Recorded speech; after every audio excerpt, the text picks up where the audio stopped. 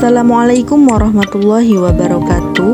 Saya Resti Fitriani mewakili dari rekan-rekan kelompok 4 atas nama Rahmat Nasution, Mirna Lestari, Erla Nurma Julita, Rini Syafitri, dan Dedi Iskandar.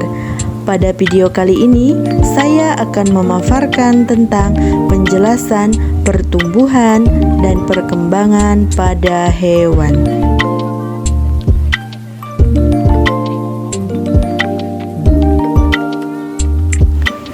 Pertumbuhan, perkembangan, dan perkembangbiakan pada hewan.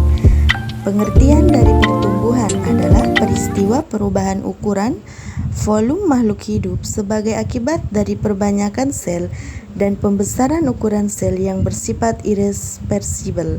Pengertian dari perkembangan adalah proses perkembangan makhluk hidup menuju kedewasaan ditandai adanya perubahan struktur dan fungsi masing-masing organ tubuh hingga perubahan yang terjadi semakin kompleks.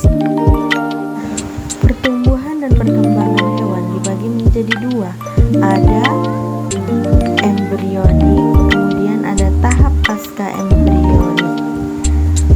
Silahkan dibaca penjelasannya.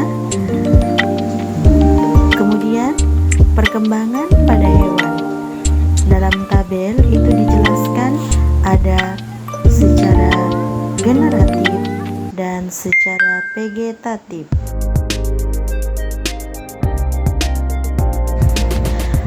Adapun faktor yang mempengaruhi pertumbuhan dan perkembangan hewan itu ada dua. Yang pertama, faktor internal, kemudian faktor eksternal. Faktor internal itu terdiri dari gen dan hormon, sedangkan faktor eksternal terdiri dari makanan atau nutrisi, cahaya matahari, air dan kelembaban, suhu, aktivitas tubuh, dan oksigen. Demikianlah faktor-faktor yang mempengaruhi pertumbuhan dan perkembangan hewan. Baiklah, dalam pengamatan ini saya persilahkan kepada Bapak Rahmat Nasution. Assalamualaikum warahmatullahi wabarakatuh.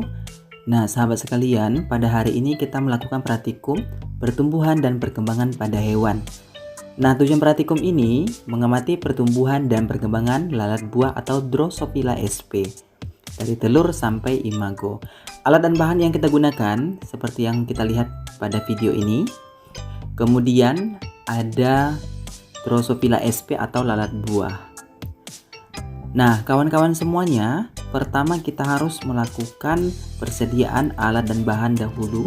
Kemudian kita sediakan tempat untuk pengembangbiakan dari Drosophila sp atau lalat buah ini.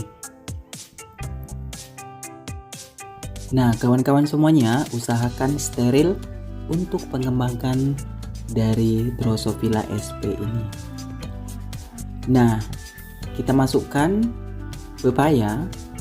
Karena pisang ambonnya tidak ada di daerah saya gunakan pepaya sebagai cerang makanan bagi lalat buah yang melakukan perteluran nanti. Nah, kemudian setelah botol kultur media yang sudah kita sediakan ini siap, baru kita masukkan lalat buahnya ke dalam cup kultur atau botol kultur yang telah kita sediakan untuk pengembangbiakan dari Drosophila sp atau lalat buah. Nah, kita lakukan berhati-hati ya, agar Drosophilanya tidak lepas. Setelah Drosophila sp ini dimasukkan ke dalam botol kultur, maka kita tempatkan ke tempat yang teduh. Nah, kemudian kita lakukan pengamatan setiap hari. Misalkan pada sore hari, kita akan lakukan pengamatan pada sore hari besoknya, dan seterusnya. Nah, berikut ini kami sediakan video-video pengamatan setiap harinya.